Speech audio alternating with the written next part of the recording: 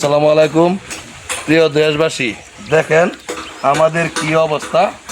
এই যে দেখেন, ঘূর্ণিঝড়ে শনিবার দিন গত রাত 9টার দিকে মাত্র কয়েক সেকেন্ডেই লন্ডভন্ড হয়ে গেছে আমাদের ঘরবাড়ি। দেখেন কি একটি অবস্থা। এখানে থাকার ঘর, এটা হচ্ছে থাকার ঘর। আসলে এখানে ঘর ছিল বলে মনেই হচ্ছে না, কোনো কিছুই বাকি রাখেনি, পুরাপুরি ধ্বংস করে দিয়েছে এই ঘূর্ণিঝড়। আমাদের শুধু আমাদের বাড়ি ঘরে না, এখানে প্রায় 40টা বাড়ির মতো একেবারে শেষ হয়ে গেছে। আমাদের নাই বলতে এখন কিছুই নাই, যে শোয়ার মতো জায়গা নাই, এই অবস্থায় হয়ে গেছি আমরা। এই বাড়িটা মূলত আমার এরকম ক্ষয়ক্ষতি হয়েছে। আসলে আমরা যে ভিডিও বানাইতাম ফানি ক্রিয়েটরের সাথে শফিকুল ও শহর আলী, তাদের বাড়ি ঘরও দেখাইতেছি। আসলে আমাদের কিছুই নাই। এদিকে এই যে অবস্থা, মানে কোনো কিছুই বাকি নাই।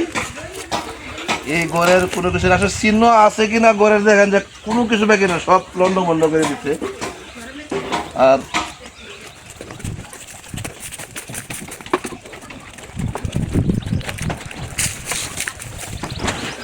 এই যে দেখতে পাচ্ছেন, এটা হলো শফিকুলের বাড়ি।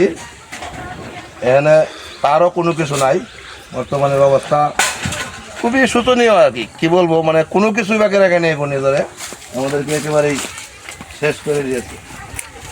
আসলে ভাগ্য ভালো যে আমরা কোনো ধানের ক্ষতি হয় নাই।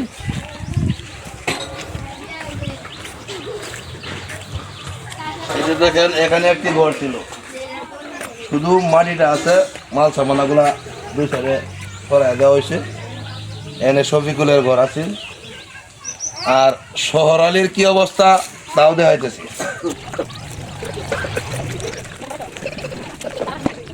এই যে যে বাড়িটা দেখতে পাচ্ছেন, দেখেন এখানে আসলে দেখেন সব কিছু একই অবস্থা, একই, কোনো কিছুই নাই।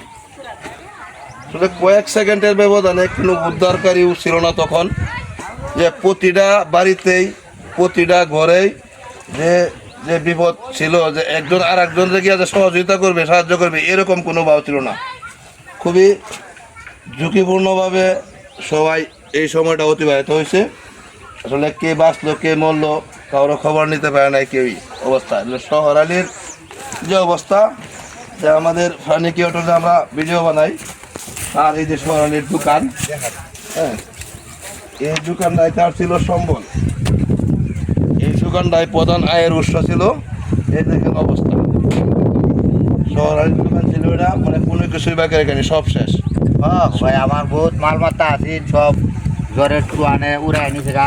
আমার একটা বাচ্চা লই আমি দুইটি আল্লাহ বাঁচায় রাখছে আমারে, কিন্তু আমার মাল মাত্রা সব কিছু কিনে টুনে সব মাছ ধোয়ানো প্রচুর মাল আছেন, ফ্রিজ আছেন, এলইডি আছেন, এডি সব টুয়ানে গেলে গেছে গা।